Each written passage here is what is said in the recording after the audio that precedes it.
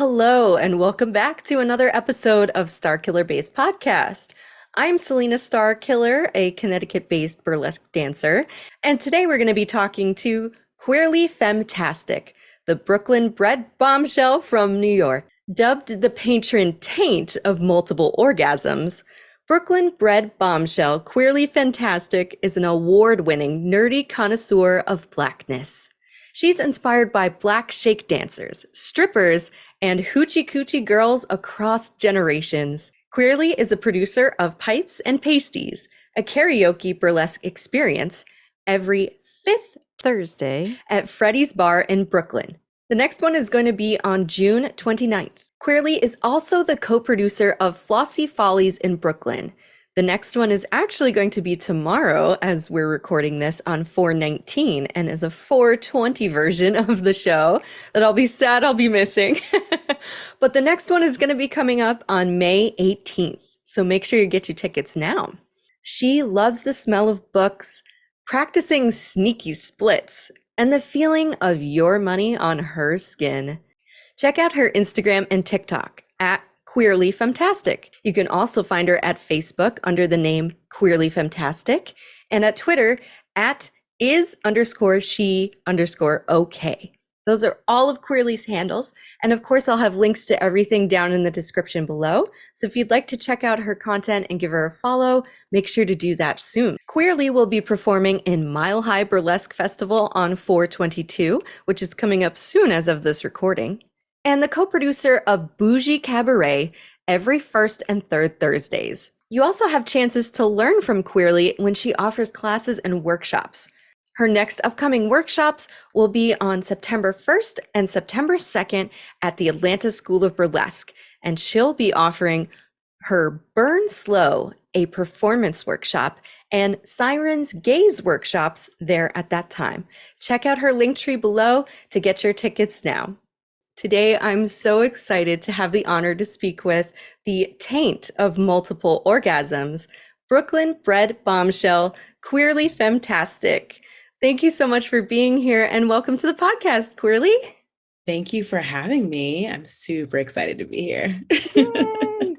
All right, so I've got a lot of questions I'd love to know the answers to and to hear your story. So the first one is, how long have you been a pole dancer and what do you enjoy most about it? Sure. So I started pole dancing back in 2016, which feels wild to say out loud.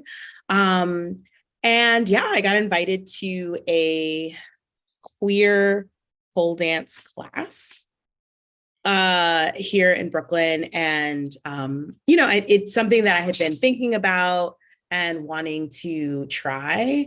And so when I went, I did actually go with some friends, and, it was one of those things where I was like, oh man, like I didn't get it perfect right away.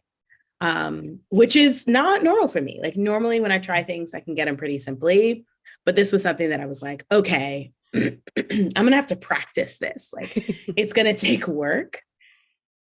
And that was at that point in my life, like that was very exciting to me, like to have something that I would need to like work on and practice and could get feedback on and grow inside of. And so, yeah, I've been pole dancing ever since.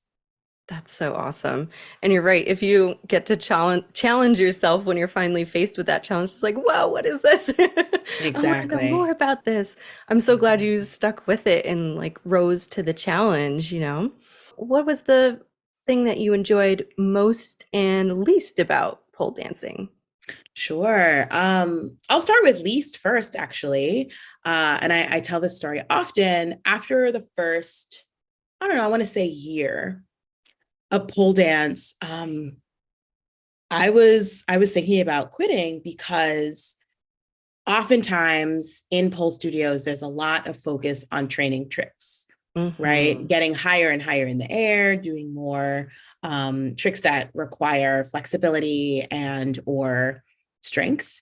And, I was a rower before I was a pole dancer, so I'm plenty strong, but I am sweaty. And so it's like a thing. Like if I think too hard, I get sweaty. And so I had a lot of trouble sticking to the pole, and therefore had a lot of trouble doing more aerial tricks. Mm. Um, and I've also got like old dance injuries and rowing injuries from when, through high school and college. And so I wasn't, quote unquote, progressing in a way that most pole studios were sort of highlighting as the pathway to growth. And so, I felt really frustrated, right? And I was like, oh, maybe this isn't for me. Like, maybe there isn't a space for me inside of this medium. Um, and then I took a heels workshop with Carmine Black, who is a really amazing pole dancer. And I was like, oh, this is what I was missing, right? I was missing the dance part of pole dance. Yeah. Yeah. And so it shifted, in her classes and in other classes that I took. Yes, we were still training technique, right? Because it's important to have appropriate technique and understand initiation points and contact points and weight transfer in order to effectively dance around an apparatus. But there was also this focus on musicality, on connecting to the music, on connecting to your own emotions through the medium. And that really changed my relationship to pole. And so that instructors who teach dance around a pole as opposed to like pole technique or pole training really shifted my understanding of what it means to like be in that space. And that, so every once in a while you'll catch me going up the pole, but that's actually not my, that's not my bag. That's not my like focus. Spin or static, it really is about like, I'm more of a low flow and bass person because that's where I feel the most connected to myself, which means that's where I'm going to get the clearest communication in terms of movement and dance. Yeah, that's awesome. I love everything you said about that.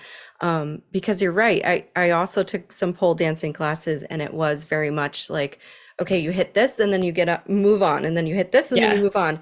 Yeah. And yeah, well, that's great. And for some people, with people with injuries like you and me from previous, our past lives, it's not always so conducive. So I'm so glad you found it was Carmine Black, right? Mm-hmm. Yeah, found her, got to work with her. That's amazing.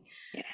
And I'm a big fan of the low flow, and your style just fits so well into the low flow. So I'm glad you found like the niche in pole that you could really connect to. That's so important, other than Yeah. just like climbing up and inverting and flipping Right. off. But yeah.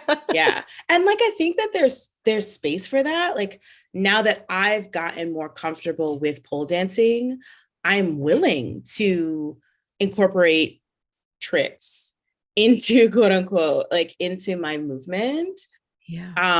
But I think I had to learn how to dance with the pole as a partner and the pole as a support before I was like, oh yeah, let me like do a martini into a Hello Boys and then do a tumble and then land in a split, right? Like that, that's not how my brain works. It's Yeah. just not, right? And so for me, I'm like, oh, okay, the transition between the things, the next thing is where I find, I don't know, the joy, the fun, the juice. Yeah. That gooey goodness. Yeah. Yeah, that's awesome. So how did you get started in burlesque then? So I was booked at a show to do something else. Like I think I was like supposed to be doing like door or kittening or something. And the person who was doing the show was like, we've had a performer drop. Do you think you could do a burlesque performance? And I was like, yeah. And then I was like, oh shit. Yeah.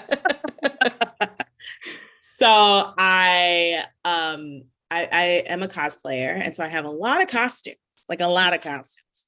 And so I was like, okay, I have costumes. I just need to figure out a concept and roll with that because, I'd watched a lot of burlesque and I was like, hey, this is fine.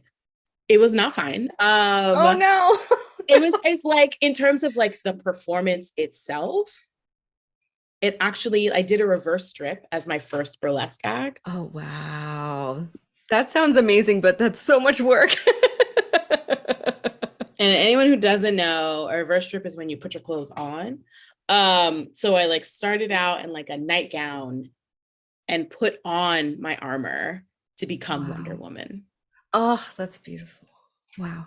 And of course, there's a lot of little pieces. Like I gotta like zip things and tie things. And, when I was at home, it was easy because I put that costume on a dozen times. Like it was one of the like my favorite cosplays. I was very clear about like what goes what and when. And then I like got on stage and I was like, oh, this is totally different. So I made it. I actually did everything but the shoes. It's like I like distinctly remember being like, I did it, and then walking off the stage and like my shoes being right there. And damn it. But I was like, oh, okay. And then people kept booking me after that. I don't know what happened, but people were like, yeah, you want to come do this other thing? And so, yeah, I like completely stumbled into it. I tell people all the time, I did not take a burlesque class until I took a class with Gigi Holiday in 2022. Yeah, Gigi. Yeah, like I did not. I had very little formal burlesque training. I read a lot of books and a lot of articles and a lot of like stuff online. And I've watched a lot of videos on how to make pasties. And like, learned a lot about the history of burlesque, particularly the history of like Black folks in burlesque, because, I'm from New York. So I know, showgirls be showgirling and have been showgirling here for a long time. Yeah. But I didn't like formally learn things like glove peels and stocking peels and like working with a boa or feather fans. Like those are actually all things that I'm learning now. Yeah. I think I did my first burlesque performance in 2017. So like years later, right, I'm learning classic burlesque. And so, when people ask me what kind of burlesque you do, I always say like neo burlesque, right? Like I am a classically trained dancer, right? I did ballet and jazz and West African, right? And so I have like a dance base, but the things that people qualify as burlesque, right? And particularly in Black burlesque, things people qualify as like shake dance. I'm learning those things now. Yeah. That's so cool. Is watching you perform, like I would have never, like I guessed that you had some dance education, but I would have never guessed that it was like not at all in burlesque until recently, because you're just so good. Like it's just like I remember watching you at Scandalous Saturdays with my husband, and we were just both like, oh my God, like it was so like gooey and just beautiful, and the way you just like come out and command the whole room is so special to watch. So it's so interesting to hear that like your first burlesque performance was kind of a last minute like throw caution to the wind kind of a thing, and it maybe didn't go perfectly for you in your head, but it went so well that you just kept getting booked, and like now you're kind of getting that access to education now. That's so interesting.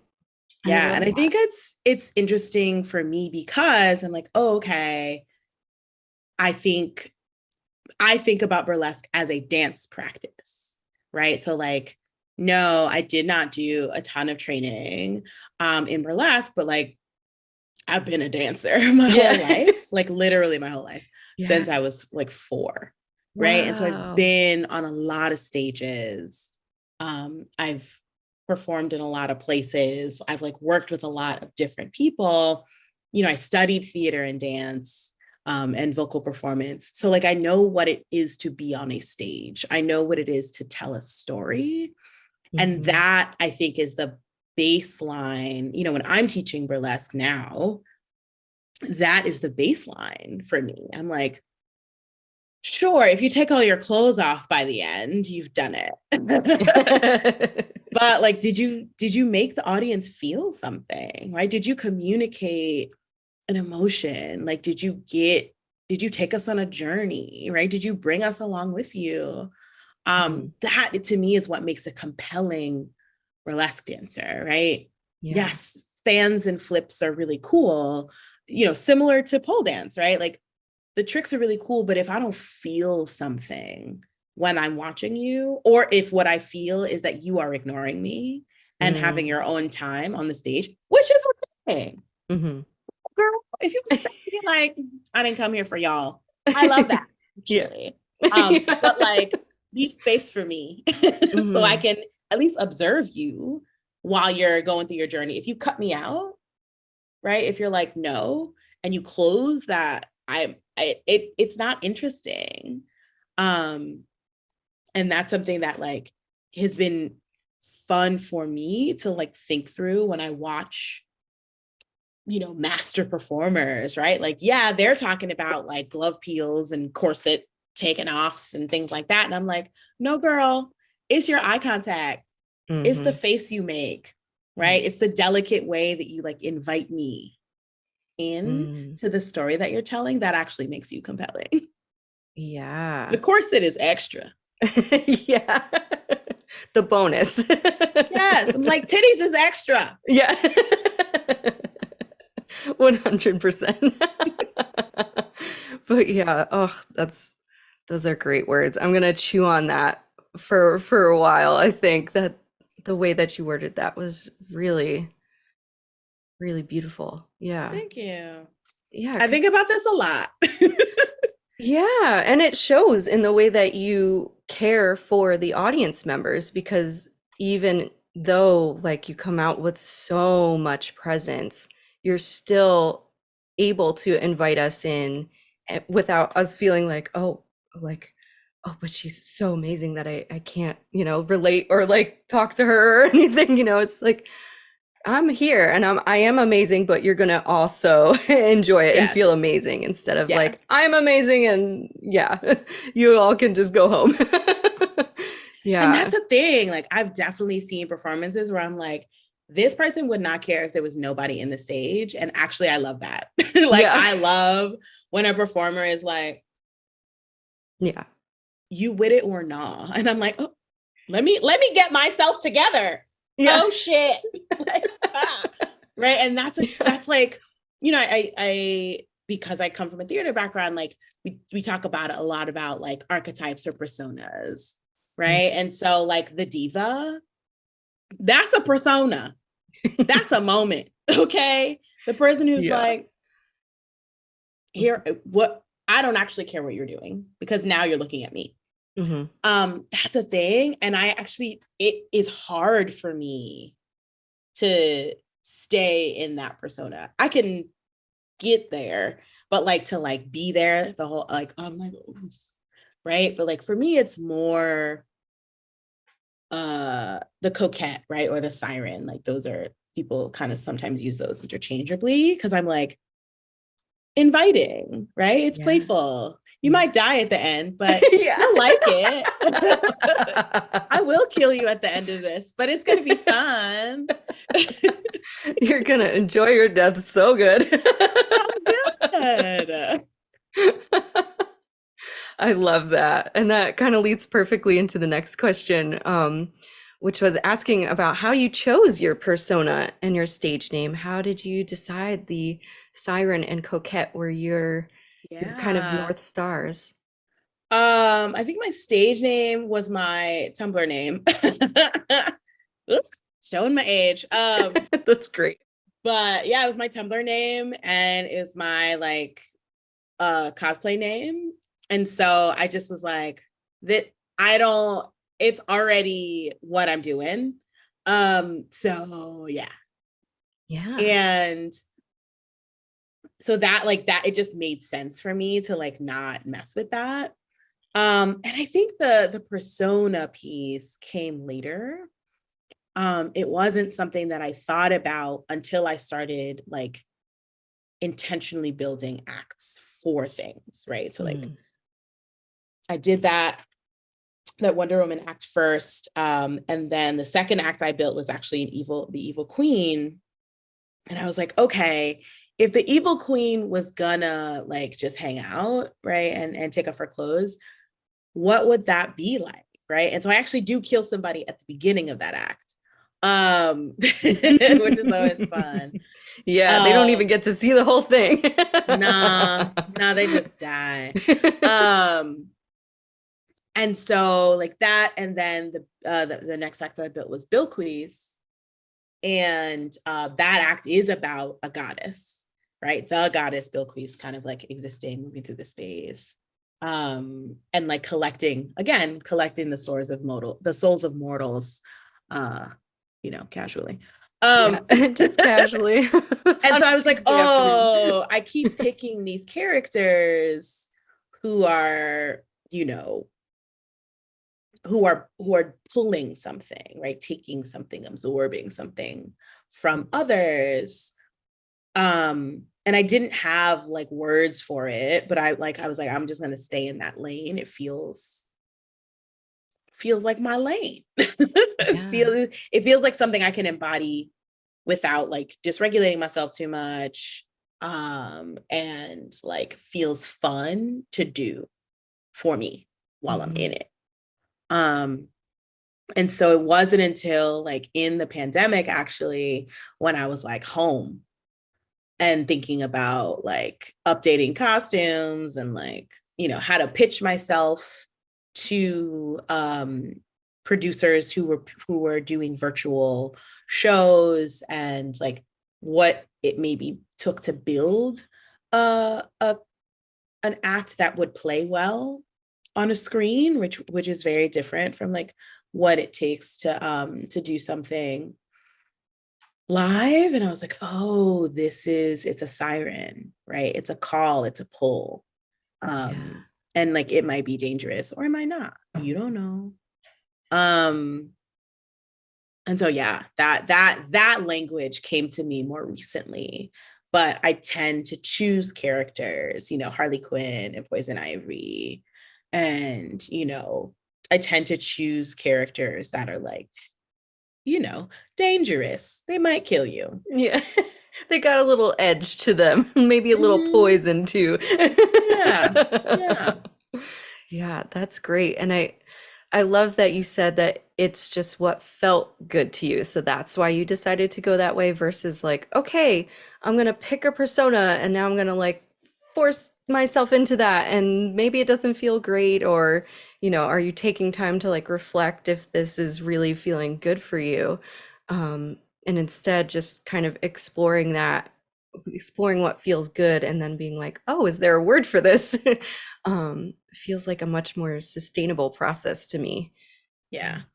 And I think that peace comes from like, I don't know, like being in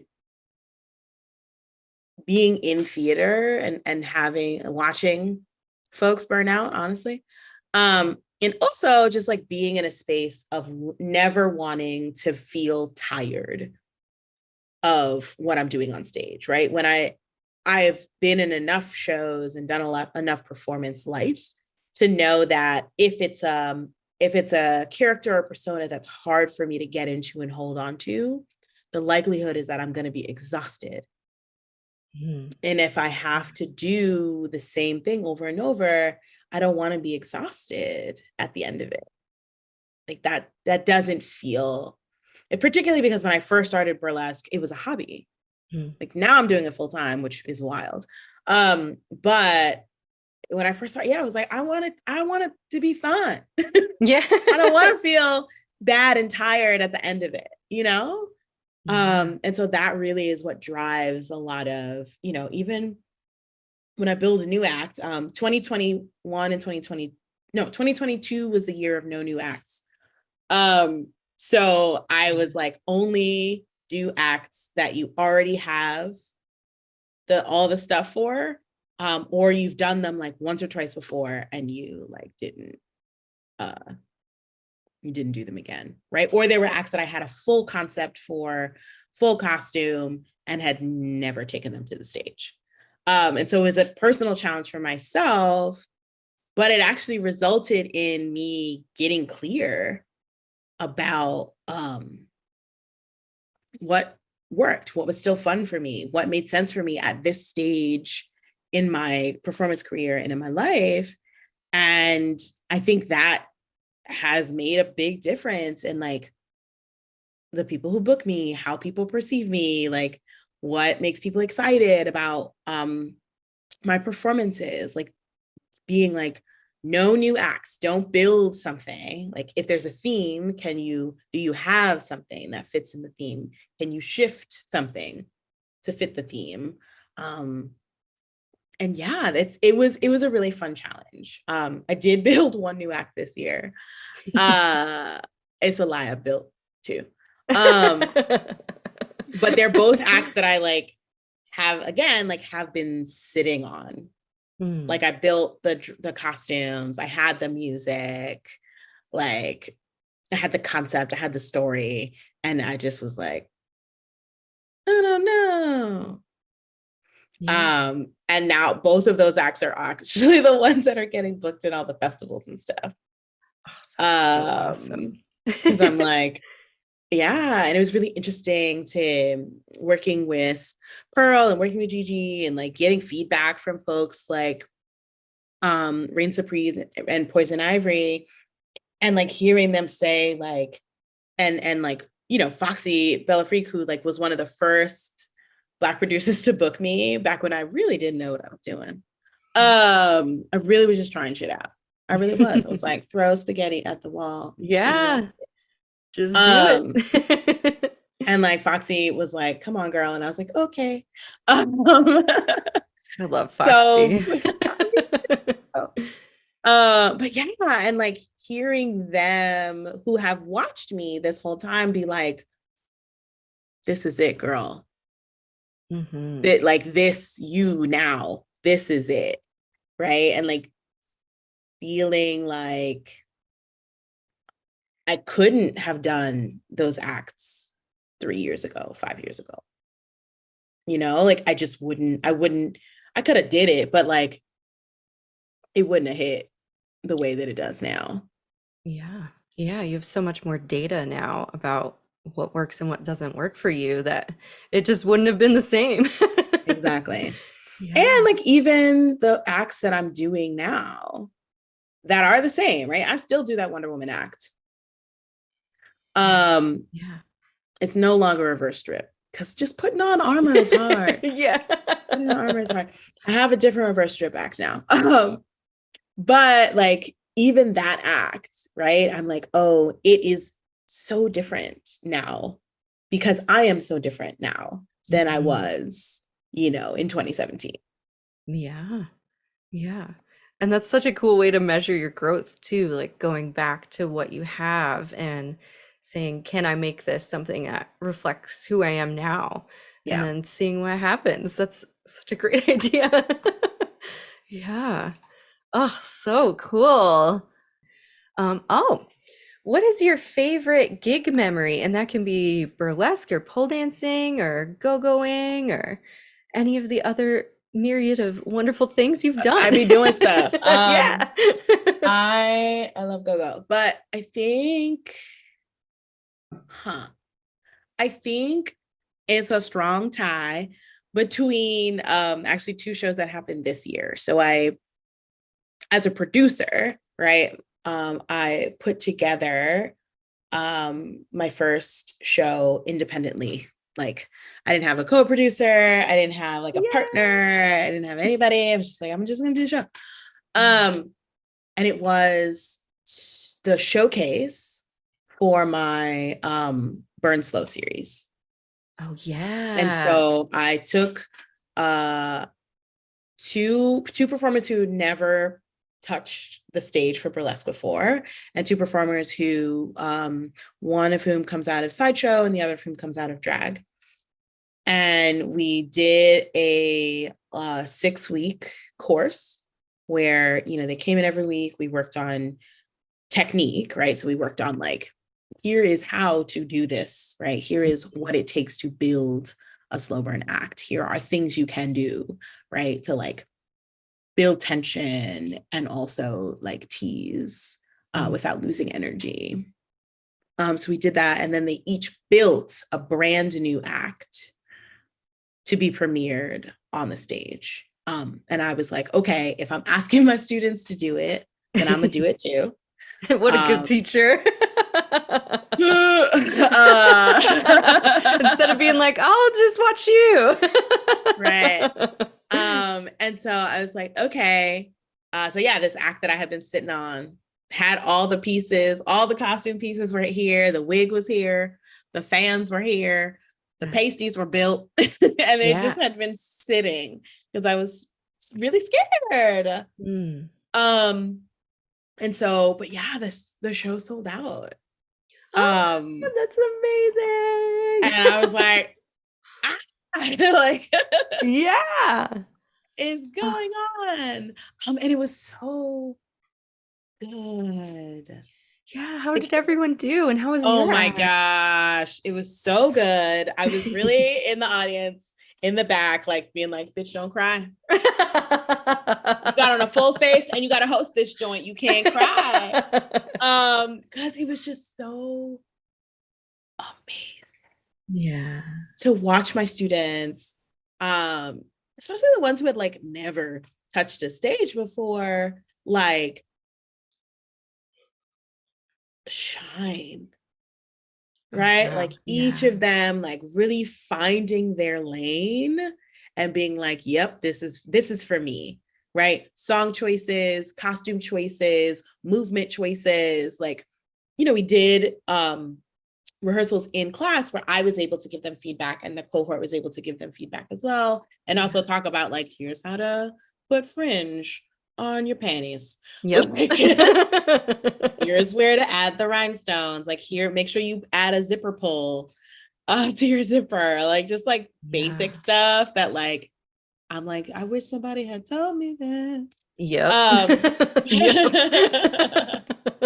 But like watching them each, and each of them is so different, but like, and having an entire slow burn show I was like, I've never seen this before. Like I've seen a slow burn act in a show, but like every act being a slow burn and like all the different ways that people do slow burn was just so fun for me.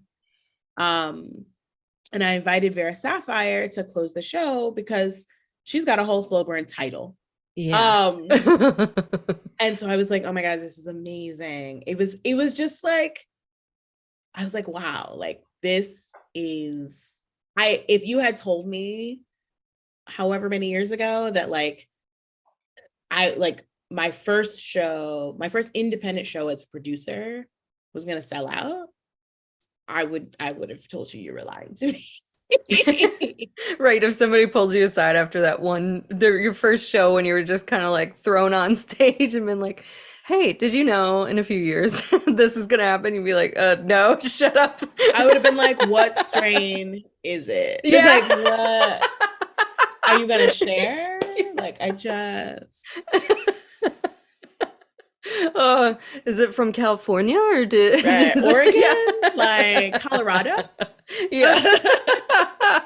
Oh, that's so amazing. Congratulations on having a fantastic first individual producer show with all your little babies doing so good. It was and now they're out here getting booked, doing stuff with those acts and with their own stuff, right? And like I think that piece is like what makes me excited, because I'm like, I think it's important to, burlesque is not going away. And so I think it's important, if we're going to bring people in, to like bring people in and give them context in history, right? Like not everybody wants to like do life-changing burlesque things. They want to do silly shit. Yeah. Let people do silly shit. Let people do like sexy shit that's just sexy, right? And then the people who want to do like deep emotional excavation can do that. The people who want to do like political messaging can do that, right? But like, I think it's important to like show people the like breadth of the art form so that they can decide what makes sense for them. I have one political act, and it's not even really political. It's just that like I chose a song that has a message in it. Mm-hmm. Yeah. And that's the one I be booking. But Yeah. when people are like, we need a political act, I'm like, here. Yep. Get But it. like, Get those bookings. listen, but like, I'm like, no, like my lane is sexy. I Mhm. have like a few kind of, I have one very campy number. It's Miss Frizzle. Everybody's always like, I didn't know Oh, Miss oh, Frizzle could I've got to strip. see And I'm that. like, you want Miss Frizzle to strip. Yeah. Oh, that's amazing. Oh, I'm just like Um, imagining the costume for like yeah, geeking out over it's here. good. It's good. But yeah, and I think that's important, like giving people the space to discover what works for them, but also giving people the history Hmm. of like where this art form comes from, who the pioneers were, that there is still like working networks of people who hold those memories, right? Like I Hmm. know people talk a lot about like the pros and cons of Burlesque Hall of Fame. And I'm like, yes, I'm not saying as an organization there are not problems, Hmm. but I am saying that their desire to build an archive of sex workers, Yeah. right? When something like that does not exist in other places, like that's important, right? And I think it's okay for people who want to do the labor of explaining to Behoff, like, here's why you got to do better about gender diversity and talking about disability and making sure that the legends that you talk about aren't all skinny white women. Yep. Like the Yep. people who want to do that labor, they should do that. The Hmm. people who are like, that's not for me, cool. But if and when you become a legend, then those people should be there to be like, we want to make sure that you are not erased or forgotten, Yeah, right? Like absolutely. archiving and building a legacy that can be accessed is how we make sure that we don't get erased because because the art form that we do makes people uncomfortable, Hmm. and they will erase us if they can. So Yeah. Yeah. Oh, yeah. Amen to that. That's another reason why I wanted to start this podcast was because I had, this beautiful community through Pearl Noir and her abundance group of people who have these beautiful stories about how they got in and how they see burlesque and how they regularly perform it and internalize it. And I wanted to be able to just like help preserve a piece of that, even if yeah, it's just like an hour of that person's yeah, story, because I know hearing everybody else's story helped me so much and continues to help me every day. So yeah, I'm also hoping that, they recognize more of our legends and are more inclusive into the many humans that make up this incredible art form, yeah, um, and give them the respect that they deserve. right, You know, right. like literally, even just at the least, just please. Yeah, Yeah, yeah, yeah. And hopefully that's something, we can all push for and continue to build. And, maybe we'll just build it out here ourselves, yeah. And I think it's okay if there's more than one archive. Yes, absolutely. Absolutely. Like I think that like creating spaces where folks get to feel seen, heard, and respected, like that's actually the point, right? And Yes. so like, and I know there's so many reasons that like folks who were dancing in the 50s, 60s, 70s are like, right, when they are discovered, Mhm. right? And a lot of that reason is like sex work phobia and misogyny and misogynoir specifically. Mhm. And it is so important to feel and understand that you are part of a legacy.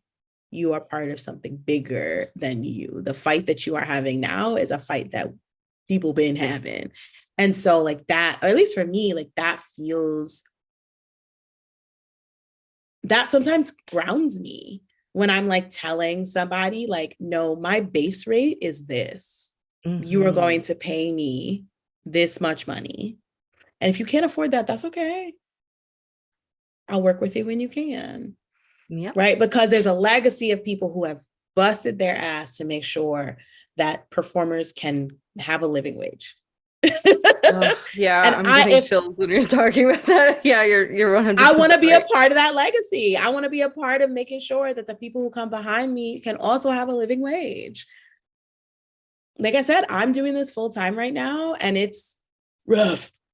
Yeah.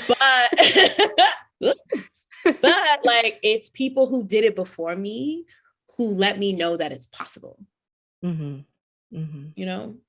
Yeah, absolutely. And they didn't have, we're so privileged to have a The way internet. to, internet, social media, all of that, be able to just, create even this and put it out. Whereas, they would have had to like get arrested to get in the paper to be like, well, come to my next show if they don't arrest me again. It's like, oh my gosh. We really do live in like one of the best times for it, even though things are going crazy, with the other side of people who are not as open-minded. That all, and like remembering where this art form kind of started, comes together to make me very grateful to be able to get on a stage and do that. Yeah. So yeah. Oh, I was getting chills while you're speaking about this. Yeah. I was like, okay, don't cry. Don't cry yet. You'll cry when you edit it.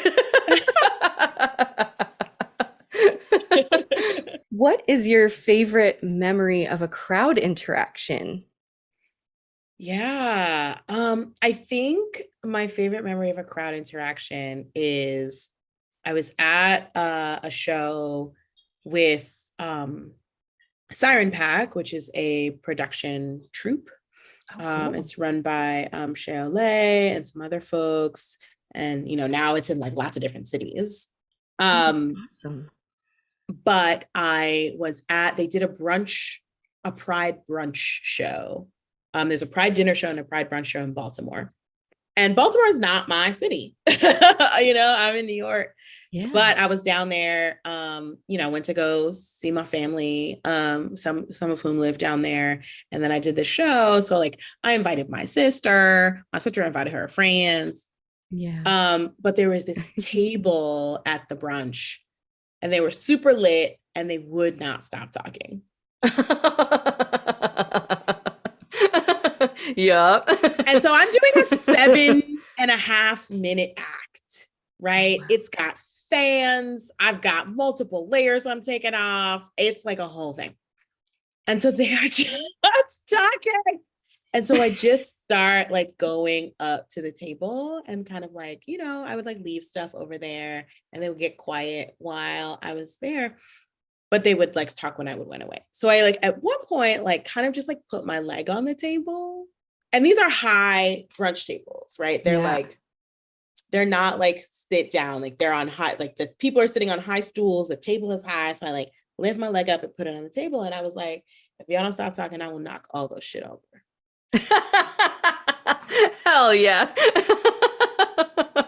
Oh my God, I love that. And I just like, I'm still dancing. Yeah. Yeah. But I was like, y'all don't stop talking about. And they settled down and tipped me a bunch. Good. They should after all that. But it was I was just like, yeah. Right. It was the first time that I was like my actual self like showed up in the middle of performance, because normally I don't do a lot of talking when I'm dancing, right? Like, and usually if I am talking, it is for audience interaction, right? I'm asking someone permission to touch them. Right. Because I think that's important. Yes. But like, other than that, I just chilling. Or I might sing during a performance, but I'm not talking unless I'm hosting.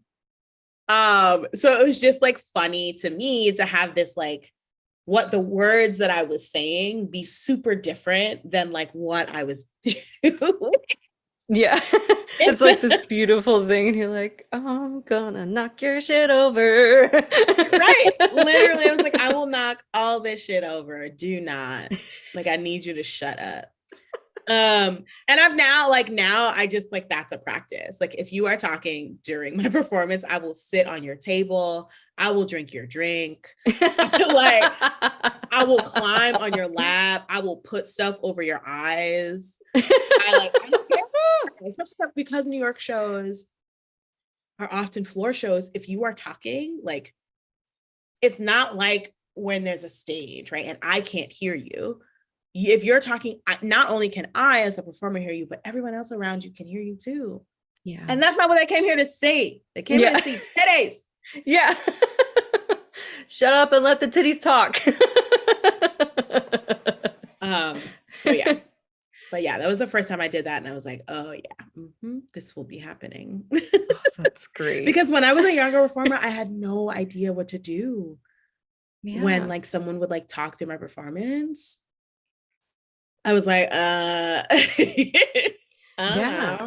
Yeah. So it's like, I don't know, ignore them. I don't know. Look at them. And sometimes a producer will like go by and like be like, yo, shut up. Sometimes the bartenders will be like, yeah. But yeah, it was the first time that I was like, I'm doing this for myself. Yeah. I love that. It must have felt so good. Yeah. And it was mostly funny because Shay, who was hosting that night, or that day, had already told them to be quiet. Oh my God. Well, losers. What could be like, more important? Brunch is lit. Like they are like drinking all the mimosas and whatever. And I'm like, that's cool. But like unless you want to be part of the performance in a not fun way, be quiet. Yeah. That's literally all you got to do. Just shut your mouth. Shut up and sprinkle me with your money. Yeah. Yeah. And if you want to talk, then it better be more money. Right. You got to pay to be a part of my dance, actually. I love that.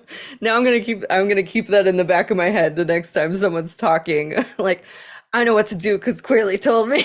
Yeah. Just like put a body part on the table. Yeah. And also threaten them. You're right. Bring the claws out. Oh, that's great.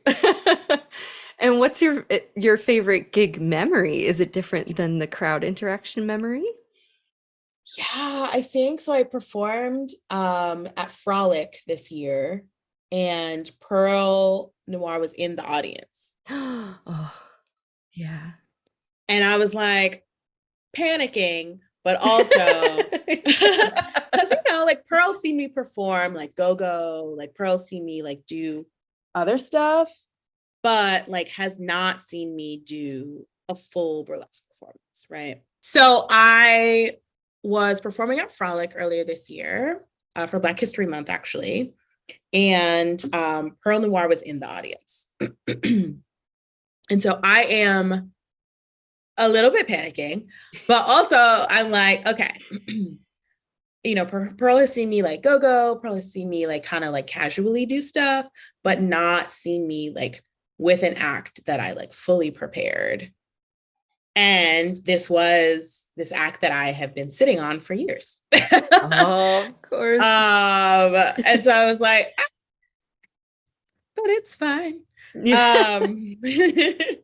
So I like get on stage and I was like, okay, like, I know I've done it. I know what to do. I have a clear understanding of like the arc of the act. I know what's important to me. I know what like marks to hit, like all of it. Right. And I'm just like, and like the energy of the crowd was just so amazing.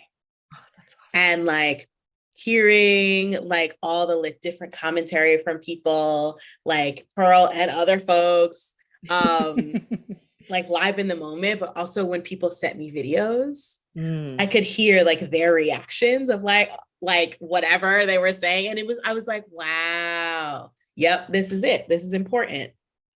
And it just was like, and then watching the professional video back, right? When I got the professional video, I was like, oh yeah.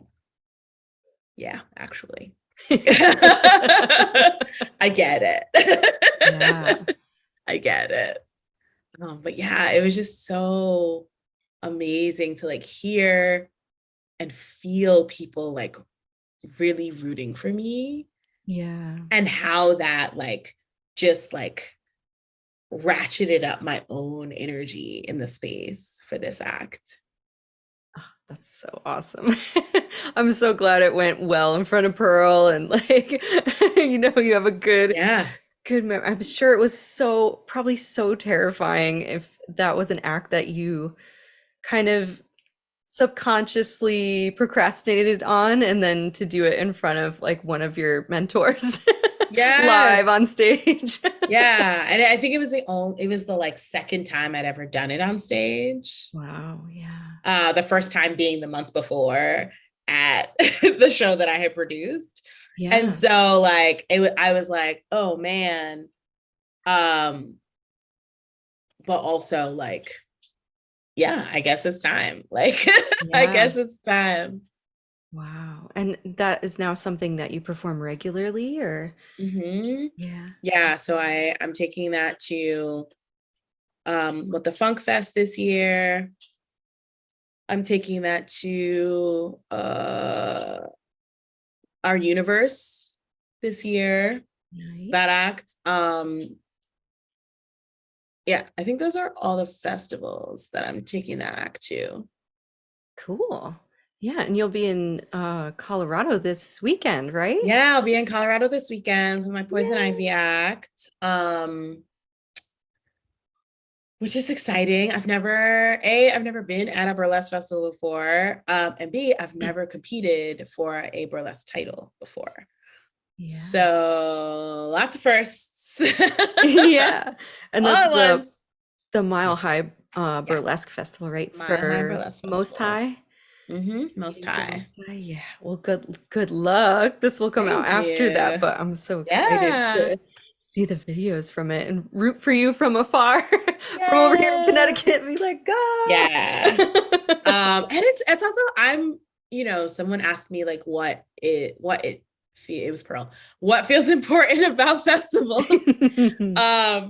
And I was like, oh, it's not the title, right? Like titles would be cool. Don't get me wrong. Of course. Of course. I like when Yeah. I won Welcome to the Stage from the Silver Elephant earlier this year. Yeah, And thank congratulations. you. And it was just like, what? So, but it wasn't, to me, going to a festival and like that kind of stuff isn't about winning.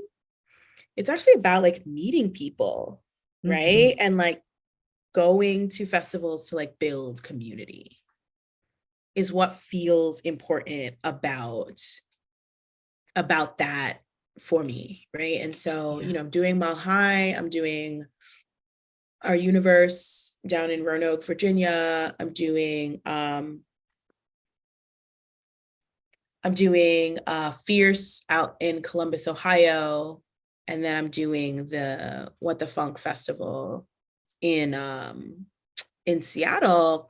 And all of those things, I'm really just like, I'm here to meet all the people that I like fangirl over on the Yeah. internet. Right. I'm Yeah. here to like learn from people who I like really admire. I'm here to like catch up with people who I haven't seen since before the pandemic. I'm here Yeah. to meet people who I've only ever performed with online. Mm. So that, yeah, the community part of it is what feels the most important to me. Yeah. Yeah. and that's what ends up lasting in the long run anyway. The title goes to someone else the next year, and people forget, and it gets Yeah. buried under the next title or whatever, but the connections that you build in the community is what's Yes. truly important. Yeah. Yes. Yeah, profound words from Queerly, everyone. Take note. And like if you're like, no, bitch, I want a crown, get it. Yeah, of course. But like if you're not sure, I get, I'm looking at all my creativity post-it notes. Yeah. It's like add rhinestones to this. Like but yeah, if you're like, I like performing and I want to perform with new people, I want to be on bigger stages, I want to access bigger audiences, I want to learn new stuff, do that. And festivals are an opportunity for that to happen. Yeah.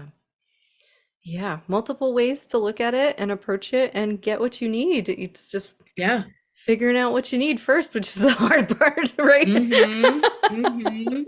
Yeah, Oh, that's actually it. Like yeah. figure out what feels important about, if you want to be a traveling showgirl just for the sake of being a traveling showgirl because you like travel, do that. If you're like, no, I want titles and crowns and accolades, do that.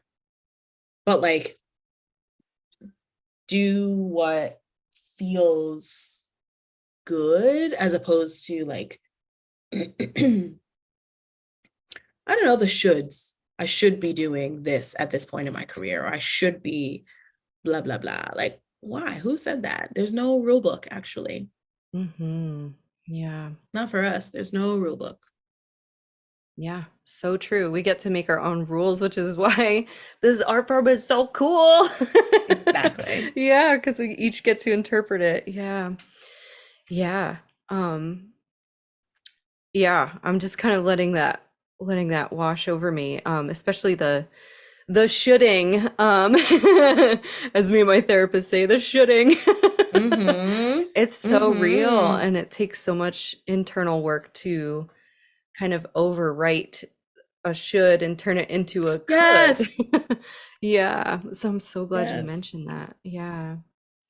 Yeah. It's like goes hand in hand with perfectionism sometimes, or, you know, just being in People a, pleasing. yeah, people pleasing, absolutely, or competitive mindsets. And we don't need that. So if you're out there shooting yourself, don't do it anymore. Cut it out. Yeah, try to switch to the coulds instead of the shoulds.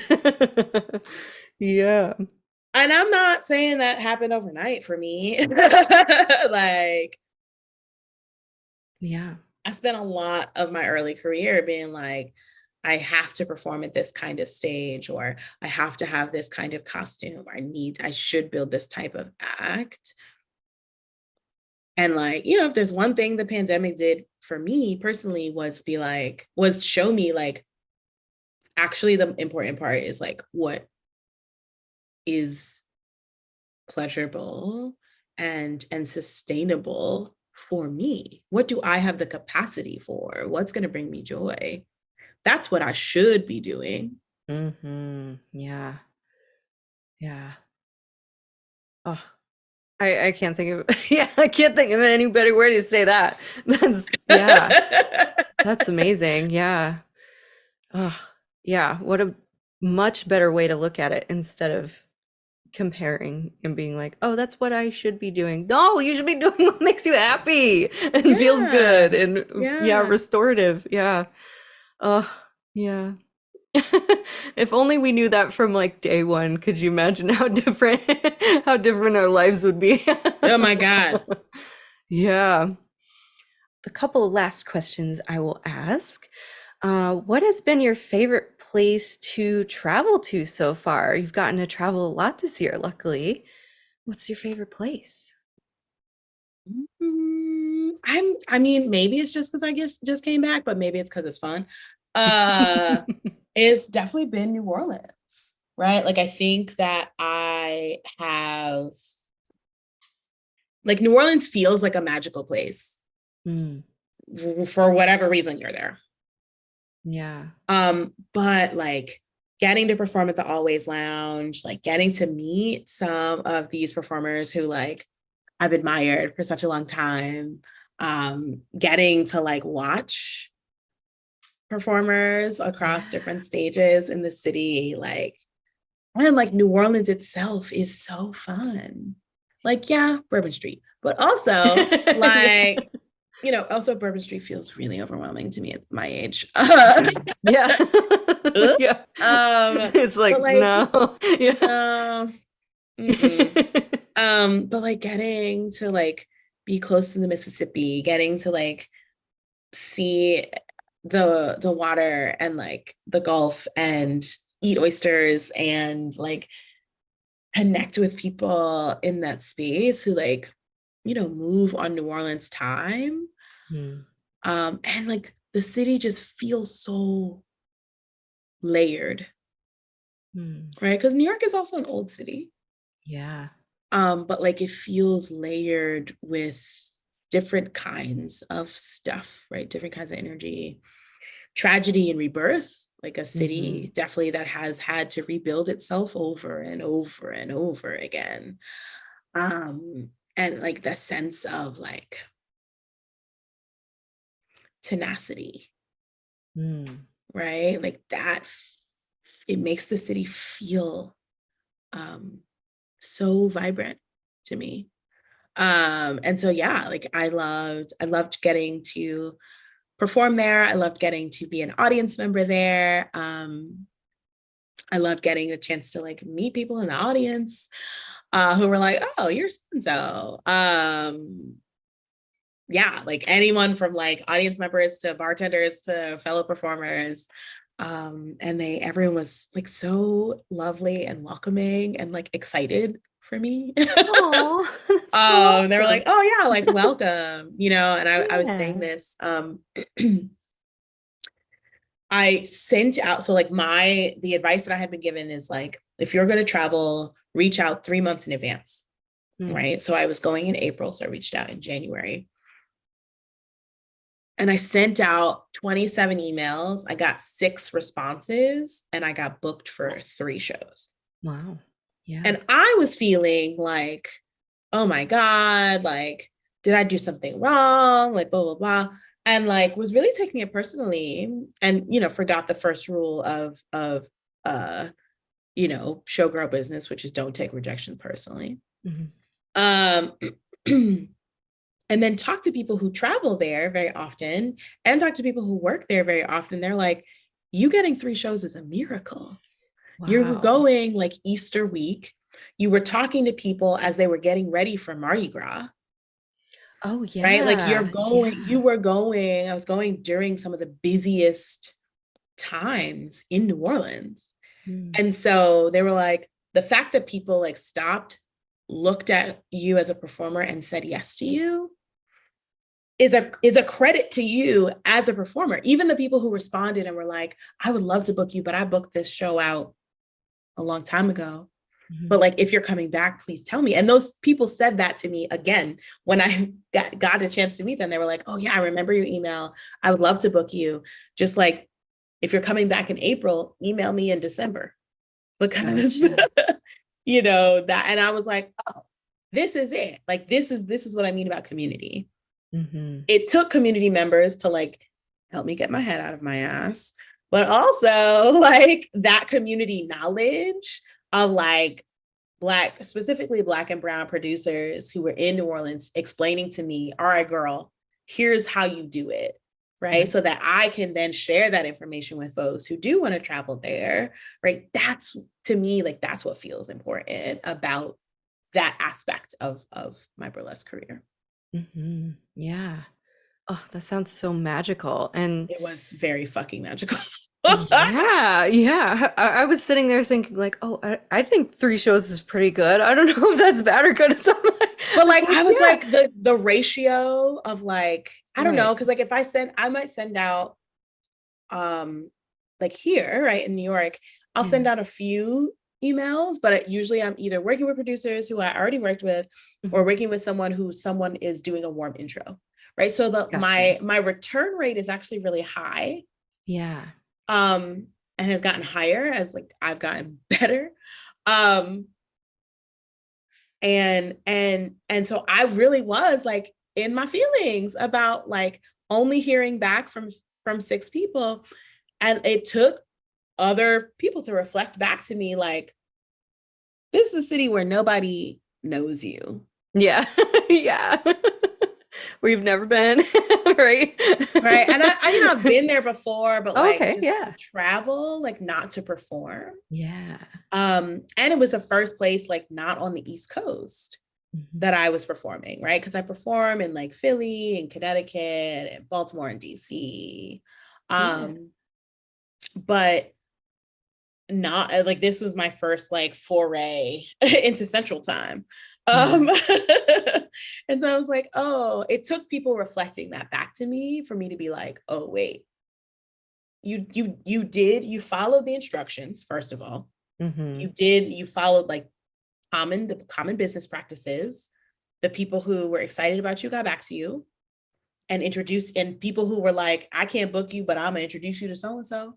Like, Yeah.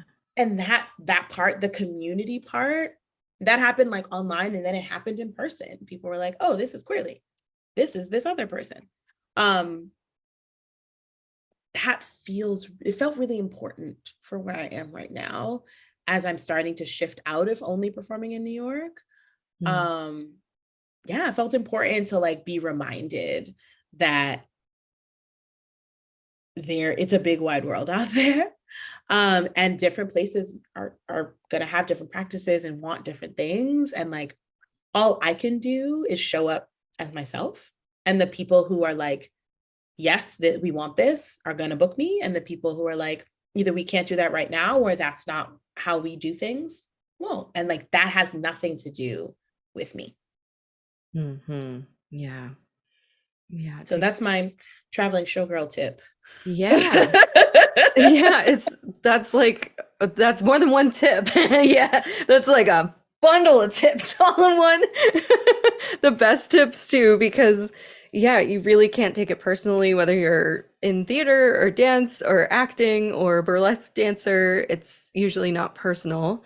Hopefully not personal, but Hopefully. usually, yeah, and usually not. But yeah, those are such great tips. Yeah, I haven't been to New Orleans yet, so I'd love to go. It's I'll have to go fun. when you're performing so I can see you. Yeah, I mean, at this point, I am planning to go back next year in April. So, Nice. Yeah, you got to go to all the places that couldn't book you that first time. yeah, literally, they're like, email me in December. And I'm like, okay, I literally have a list that Yeah. I wrote down of people that I got a chance to meet. And I'm like, all right, I will be sending y'all an email in December. Perfect. Um, Yeah. yeah. Oh, that's so awesome. All right, let's see. Final two questions here for you. Okay. Um, what do you wish you knew? What do you wish you knew when you started your burlesque journey or your pole dancing journey? That not every space is for me. Hmm. I have absolutely experienced like harm Oh, wow. in spaces, and that like having to do with my gender identity, having to do with um my race, having to do with the fact that I'm not a size 2. Mhm. um and so like I think if I could go back and say anything to 20 something year old me, it would really be like, not every space is for you, and that's okay. That's Yeah. okay. The people who want you in their space, the people who want you, people for whom it is important that you need to be there, you're not gonna have to fight to get into that space. Yes. Yes. It shouldn't be um hard. right. Yeah. And like your art shouldn't hurt you, right? And I think that was like, I was like, oh, you know, you come from theater and dance backgrounds, and you're like, oh, you got to pay your dues. Oh, you gotta deal with however people talk to you or treat you before, you know, you can move up or be treated better or get paid more, right? And I'm like, that's actually not true. Yeah. Like people shouldn't be talking to you nasty. People should pay you and not drink tickets and exposure. Yes. Like whether you're a kitten or whether you're headlining, you should be paid for your work. You know, just like I guess this is all connected to like worth. I'm like, how do I say this? Yeah, like my time and energy is like worth something, and people should treat it as such. And I think when I first started, that wasn't the case. Like people really didn't, or I accepted treatment from people that made me doubt my own self-worth. And some of those people were producers and other performers, and some of those people were like people who were in my life who were like, oh, you're doing this, like, ew. Yeah. And like I, you know, it has been a journey to like get myself to a point where I can see why that is a problem, and get myself to a point where I can say it to them, like, you're not going to talk to me like that, or like, I'm not interested. If that is how you feel, I'm not interested in sharing space with you, or like correcting people if they talk hot to me on the microphone. Yeah. Which I don't care if you are the host. If you say something nasty about me, I will take the microphone from you and I will fucking correct you live. Hell yeah. And that means that there are places that I have been, like, producers who won't work with me anymore, places who won't invite me back, but I don't care. You're not going to talk to me crazy. Yeah. Yeah. Just at least show me the respect I deserve. I'm not going to talk to you crazy. So basic. That feels basic, but yeah. Even though it is basic, it still doesn't always happen, unfortunately. Like, yes. And yeah, like, I think that's something that I really wish I can go back and tell, like, brand new baby burlesque me, like, you don't have to let these people hurt you. You don't have to let these people talk crazy to you. You don't have to let these people make you work for free. You're not doing them a favor. You're working. Yep. Like an unpaid intern or something. Like, you know, that shit is unethical as hell. Yeah. I don't know how that's allowed. Like, what? And that's like what you're supposed to do after you're paid thousands and thousands of dollars for a degree. Like, that doesn't make any sense to me. Yeah, that shouldn't be allowed, and it shouldn't be allowed to not pay people for their art, their actual, like, and art. Their bodies. Yes. Like, I think that's the thing that I've really, like, come back to all the time. I'm like, you are asking someone to do something with their body, not just with their brain, with their body, and you're unwilling to compensate them for that. That's disgusting. Yeah. It's a whole new world. Yeah. It's incredible that people still do that, or they lean on the exposure, you know. Oh, well, you'll get so much exposure. What I can't give my landlord? Yeah, money. Yeah. You know what won't pay my rent? Yep. Exposure. I'd like to deposit this exposure, please. They don't take that at Chase Morgan, okay? Absolutely. Yeah. I feel like hopefully it'll turn around, you know, but it's. And I also think that it turns around when we make it. Yes. Right? As long as people feel pressured into accepting poor treatment, because they're like, well, if I don't do this, then people won't book me. Or if I don't do this, like, this person has access to this other thing that I need. Right? Like, and like, I was like, I'm not gonna get on my capitalism is bad soapbox, but here it is. Capitalism is bad. Yeah. And it literally is, because like that treatment sometimes is what people are like, this is the difference between eating or not eating, Yeah. paying my rent or not paying my rent. Like, I gotta get home from the gig, so I have to accept what they give me at this gig, right? Or this person, if this person talks bad about me, then other producers won't book me, and then how will I afford to live? And like, as long as we accept that kind of behavior, then people will be forced to make those kinds of choices. Yeah. And that's why capitalism is bad. Yep. Like it's, just destroying the fabric of our society and our environment and, but it's so great. Yeah. That's another thing that needs, a lot of things need to change, but that's a big one. Yeah. Yeah, but you're right. It is that whole, um, yeah, just way of thinking about things in a capitalistic way does apply to our bodies for some producers, and that's not okay. Everyone, that's not okay. You should Right. get And like, I paid. think you should get paid. And I think I tell people this all the time, like, especially like Black femme performers, like, I'm like, yeah, somebody's going to try and label you as an angry Black woman. Somebody's going to say you're difficult to work with. Yeah. But that it's literally not worth you showing up and working for free. It's not worth it. Yep. Right? If people value you, they pay you. That's And if it. people are unwilling to pay you, then you should be unwilling to work for them. We gotta draw the line somewhere. Yeah. Yeah. And like, my thing is like, and if you feel at this point in my career, I can do this, I will share with other people. Like, I'm like, oh, this person reached out to me and said they wanted to work with me, but they didn't want to pay me. So if they reach out to you, ask them how much they're paying you, because I don't want you to be like, oh yeah, and then show up at the gig and then be like, just kidding.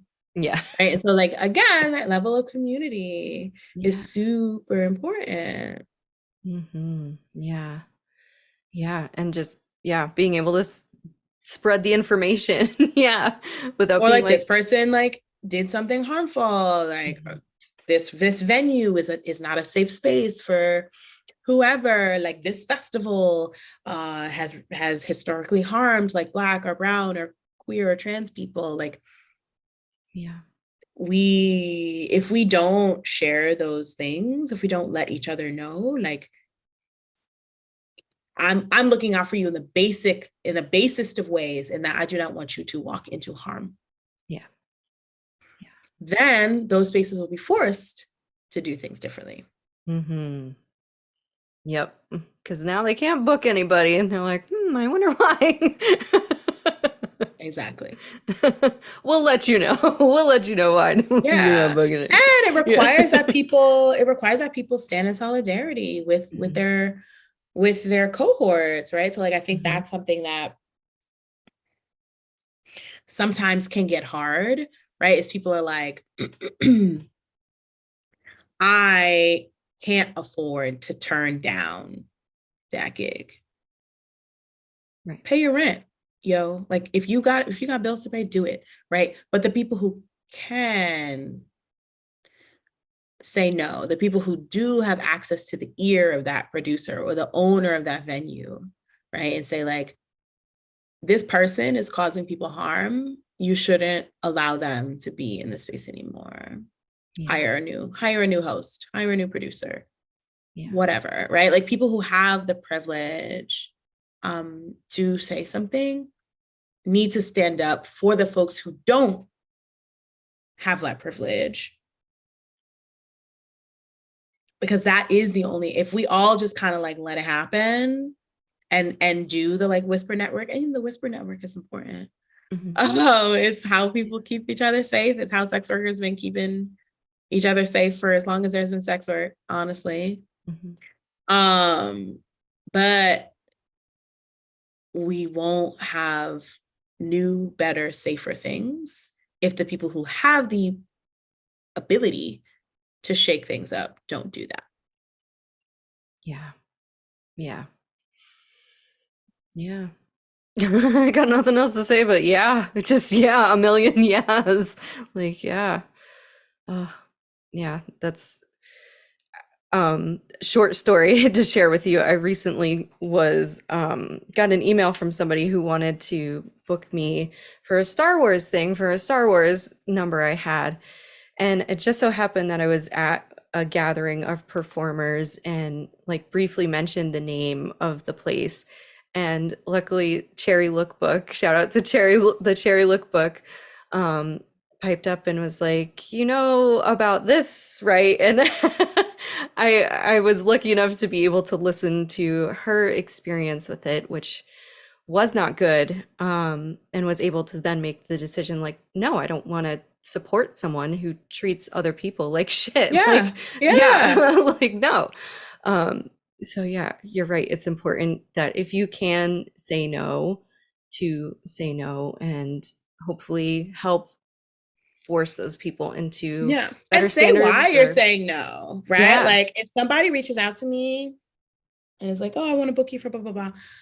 And, you know, I check in with the homies and they're like, nah, girl, because XYZ. I'm happy to be like, you have a history of harming Black femmes. And so I won't be working with you. Yeah. Or whatever the case may be. So I, you know, at this point though, I can do that and not because I have worked enough and have enough connections to people in the world that people know that I'm not just spouting off for shits and giggles. Like if I say something, and also like a big part of my platform is like advocating for equity inside of sensual movement. Like that is a thing for me. Y'all are always going to hear me talk about it.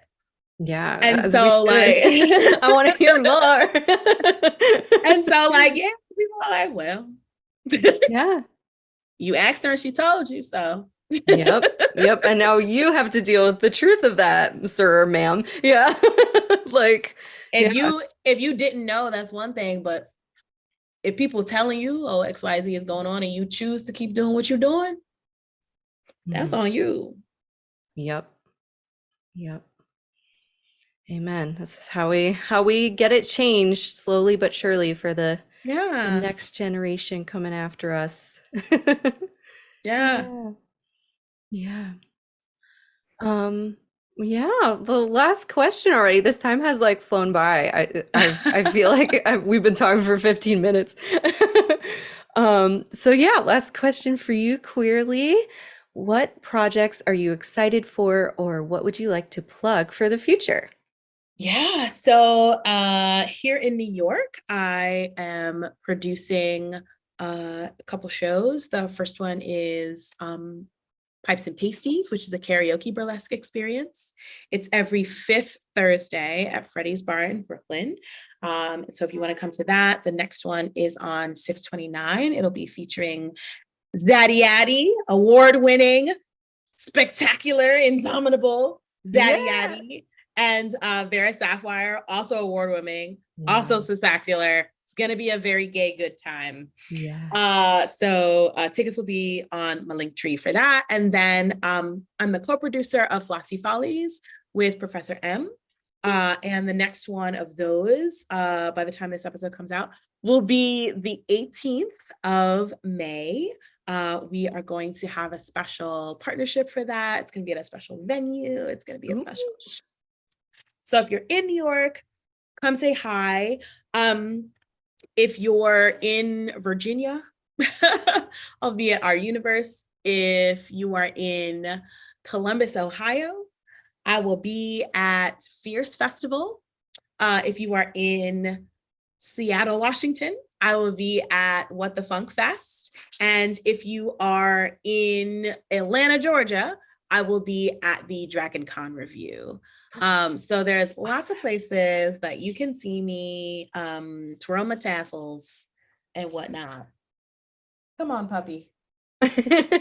Luna I wants knew to get in on the end of the yeah, podcast. she's like, what you doing? Let me make some noise. Um, so yeah, lots of places. Like obviously, I have put my entire travel schedule up on my Instagram. I'm also going to be teaching in both the Twin Cities in June and in Atlanta in September. So I was like, oh my Nice. God, let me keep the date straight. Right. So yeah, I am excited to like do the traveling showgirl thing this year.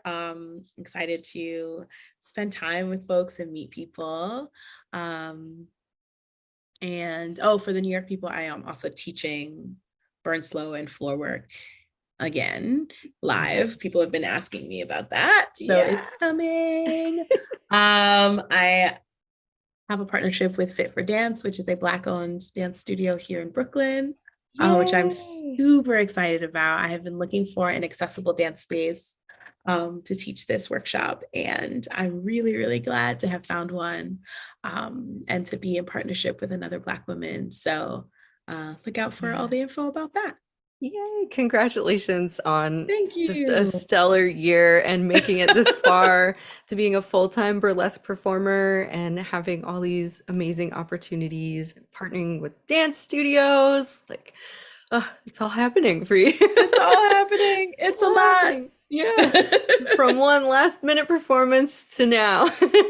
I know. Yeah, yeah, so incredible. All right, cool. So we're gonna end the recording here and then we're gonna stay on and just debrief for a minute. Sure. Thank you everyone for joining us, this Starkillr based podcast with our fantastic guest, Queerly Femmetastic. All the links to her link tree and her social medias and ticket links and everything will be down in the description below. So please make sure to check that out and give Queerly a follow everywhere so you can support her journey. Thanks everyone, and thank you Queerly for being here and sharing your story. It's been incredible to listen to. I really appreciate it. Thank you for having me. It's been quite a time. Yay!